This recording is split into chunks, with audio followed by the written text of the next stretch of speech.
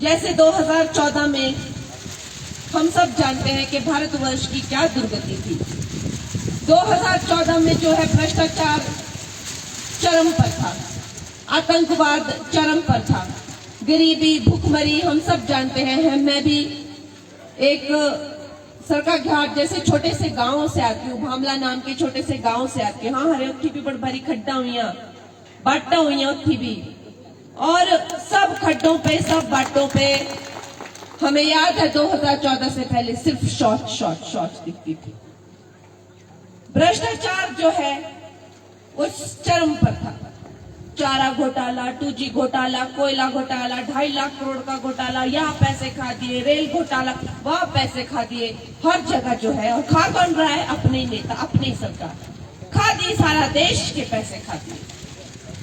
पूरा विश्व कहता था भाई ये तो इतनी गरीब देश है, इतना गरीब देश है कि नेताओं के पास घोटाला करने के लिए इतने पैसे आते कहां से हैं? हैरान था पूरा देश, मजाक उड़ाता था, हम हास्य पात्र बन के रह गए थे। आतंक इतना हो गया था कि मुंबई में 5 स्टार होटलों में बम ब्लास्ट होते थे, पार्लियामेंट में बम ब्लास्ट होते थे, सड़कों पर बम ब्लास्ट होते थे, इतना आतंक था। कश्मीर में तो हम लोग जा नहीं सकते थे। कश्मीर पंडितों को टुकड़े कर करके उनको कश्मीर से बाहर निकाल दिया, उनके जमीन छीन लिए, उनके घर छीन लिए। ऐसा कीचड़ फैला हुआ था। 2014 में कांग्रेस ने ऐसी देश की दुर्गति करी हुई थी, और उस कीचड़ में जो है वो भारतीय जनता पार्टी का कमल खिला, वो आप लोगों की वजह से खिला। आप लोगों के एक वोट ने जो है ये भ्रष्ट सत्ता को बदल दिया। लेकिन अब आप कतई ये मत समझना कि कांग्रेस जो है वो खत्म है और बची खुची जो है दिमक है परिवारवाद की, ऐसा मत समझना। निश्चय ही वो कमजोर हुए हैं, निश्चय ही उनका जो है काला धन, डिमोनेटाइजेशन जैसी चीजों से उनके काला धन के जो है वो उनके गोदाम जो है वो कम तो हुए हैं, लेकिन उसके साथ ही कई अंतर्राष्ट्रीय ताकतें। अब आप सोचिए, भारत जैसा एक गरीब देश है जो 11वें नंबर की इकोनॉमी है, वो 5वें नंबर पे पहुंच जाता है, और अब कह रहा है कि हम 3 नंबर पे पहुंच जाएंगे। और अब कह रहा है कि हम अगली टर्म में अमेरिका और चाइना के बाद भारत होगा, और 2047 में अमेरिका चाइना को पीछे छोड़ के नंबर 1 इकोनॉमी पूरे वर्ल्ड में, नंबर 1 सुपर पावर बन के आएगा, वर्ल्ड पावर बन के आएगा। इस तरह की बातें खुले में भारत जो है वो चुनौती दे रहा है। तो आपको क्या लगता है कि अमेरिका और चाइना बोलेंगे हाँ जी वाह, आप आ जाओ और हम वहां पे बैठे हुए देखेंगे ये तमाशा? जाहिर सी बात है वो भी कई तरह के षड्यंत्र रचेंगे, और वो षड्यंत्र रच रहे हैं ये कांग्रेस के थ्रू। सोरोस हो गया, चाहे चाइना हो गया, ये इनको पैसे दे रहे हैं। आप देखते हैं हमारे देश में जब भी कोई कानून लागू करने की बात होती है तो आतंक का पूरा माहौल बन जाता है। सड़कों पर लोग आ जाते हैं, लाशें लटका देते हैं, कटे हुए हाथ, कटे हुए पैर लटका देते हैं, चाहे वो सीए का आंदोलन हो, चाहे कोई फार्मर के आंदोलन हो।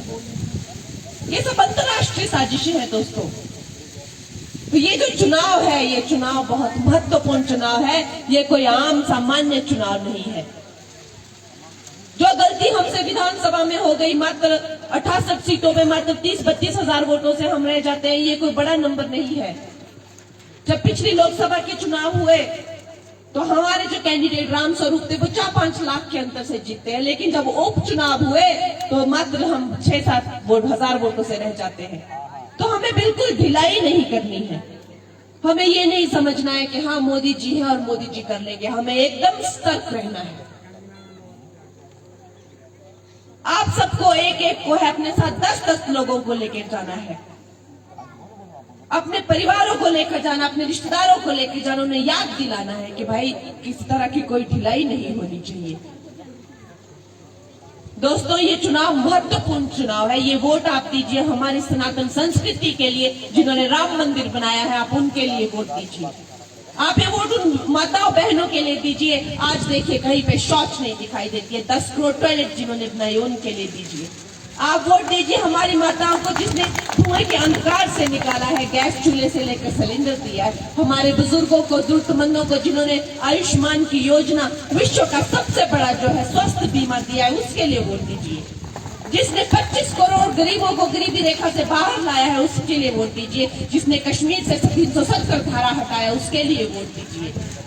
आप उन्हें आप मोदी जी के लिए, मोदी जी के भारत की विकसित भारत के विकास के लिए वोट दीजिए। आज हमारे सेना बलों को न कि सिर्फ आत्मसम्मान मिल रहा है, कांग्रेस की दुष्ट सरकार है जो पूछती है कहाँ की सर्जिकल स्ट्राइक, बताओ सेनाओं ने कहाँ की, ऐसा पूछते हैं। क्या बीतती होगी उस माता पर जिसने अपने बेटे का बलिदान दिया है देश के लिए, आप सोचिए कैसा लगता होगा। लेकिन हमारे मोदी जी कहते हैं जाओ पाकिस्तान के घर में घुसकर मार के आओ, उनको सर्जिकल स्ट्राइक करके आओ, और हमारे सैनिकों को पूरी छूट देते हैं। आज हमारे सेना बल विश्व में 30वें नंबर पर है। हम किसी से डरते नहीं है, हमारे सैनिक सबसे ज्यादा साहसी है। लेकिन वैसा प्रतिनिधित्व भी तो चाहिए जो एक शेर की तरह जो है हमारा प्रतिनिधित्व करे। दोस्तों, हमारे जो प्रधानमंत्री है उनका सपना है कि वो 2047 तक जब वो इस भारत को जो है विश्व का नंबर 1 भारत बनाए। लेकिन किसके लिए? अपने बच्चों के लिए, अपने लिए नहीं, आपके लिए, हमारे भविष्य के लिए, आगे आने वाली पीढ़ी के लिए। ऐसे महान व्यक्तित्व जो हमें इस देश के लिए मिले हैं, जिनका जीवन एक त्याग और तपस्या की प्रतिमूर्ति है, उन मोदी जी के लिए आप वोट दीजिए। आपको इन ठगों के लिए वोट देने की जरूरत नहीं है। ये जो कांग्रेस वाले लोग हैं, इन्होंने आपको विधानसभा के चुनाव के वक्त भी बहुत ठगा। ये फॉर्म भरो, वो फॉर्म भरो, महिलाओं को 1500 देंगे, 6 लाख हम नौकरियां देंगे, दूध हम 100 रुपए में खरीदेंगे, 100 रुपए किलो में खरीदेंगे, गोबर 2 किलो रुपए किलो में खरीदेंगे। कितनी झूठ बोले। ये ठगों के लिए, ये भ्रष्टाचारियों के लिए आप मत वोट दीजिए। परिवारवाद की दीमक है ये कांग्रेस। एक परिवार है जो आजादी के टाइम से सन 47 से सत्ता को चिपका हुआ है, और दूसरी तरफ ये परिवार है। इनकी सत्ता की भूख का कोई अंत ही नहीं है। अरे आपके पिताजी 6 बार चीफ मिनिस्टर रह चुके हैं, 6 बार। देखिए लोकी जी एक सामान्य मजदूर परिवार से आते हैं। क्या हमारे घरों में, क्या हमारे हिमाचल में क्या और कोई बच्चे नहीं है? 8 बार सांसद रह चुके हैं इनके परिवार से, 8 बार। समझते हैं आप 40 साल का अरसा, इतनी तो मेरी उम्र भी नहीं है।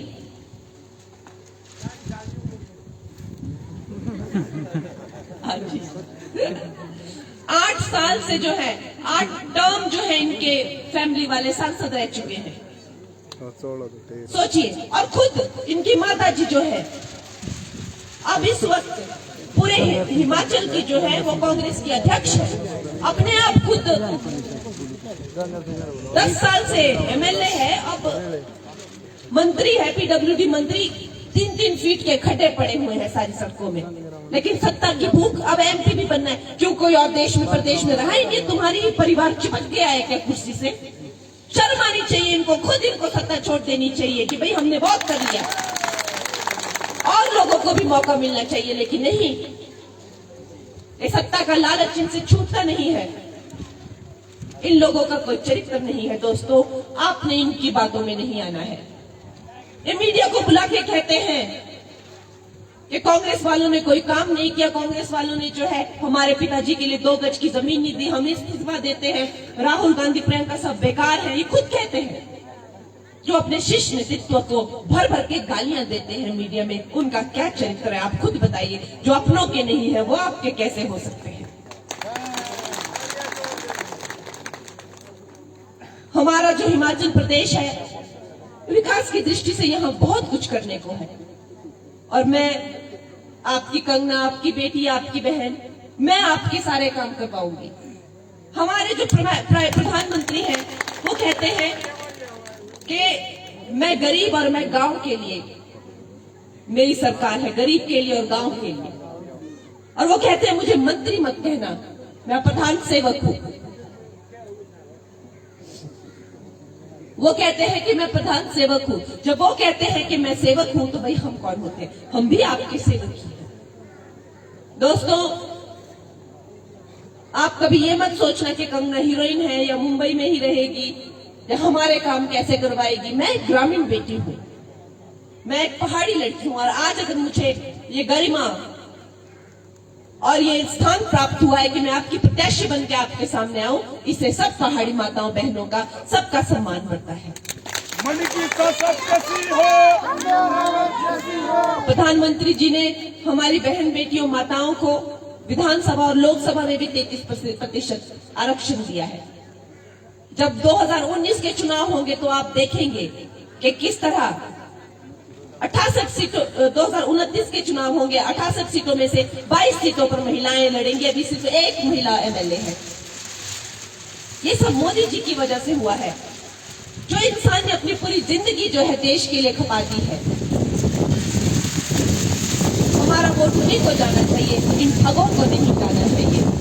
दोस्तों, आप खुद समझते हैं कि हमारे लिए ये चुनाव बहुत जरूरी है, ताकि कांग्रेस फिर से हमारे भोले भाले लोगों को ठग कर यहाँ पे ये भ्रष्ट सरकार ना बना ले। वैसे इनका जिस तरह से मैं जहाँ जाती हूँ लोगों की उपस्थिति से मुझे ऐसा लगता है कि मेरे बोलने से पहले इस सबने मन बना लिया है। दुखी है लोग यहाँ पे, दुखी है लोग। ये लोग आपका क्या काम करेंगे? जब से ये लोग 15-18 महीने से सत्ता में आए हैं, खुद ही लड़ मर के ये लोग बेड़ा गर्क कर दिया है पूरे प्रदेश का। 4 जून को पता चलेगा इनको। सुक्खू जी कहते हैं जयराम जी को हीरोइन को लेके आया है और एक फ्लॉप फिल्म डायरेक्ट कर रहा है। अरे सुक्खू जी, जयराम जी ने तो 5 साल एक स्थिर सरकार, एक सुपरहिट सरकार चलाई, आपने तो 15 महीने में दम तोड़ दिया। और 4 जून को आपको पता चलेगा जब वहां पर लोकसभा में कमल खिलेगा, मोदी जी की सरकार बनेगी, और हम यहाँ पर भी बहुत जल्दी कमल खिलाएंगे। विधानसभा में हमारा भाजपा का मुख्यमंत्री आएगा, तब आपको पता चलेगा किसको कहते हैं सुपरहिट सरकार। इतना घमंड में आप मत आइए।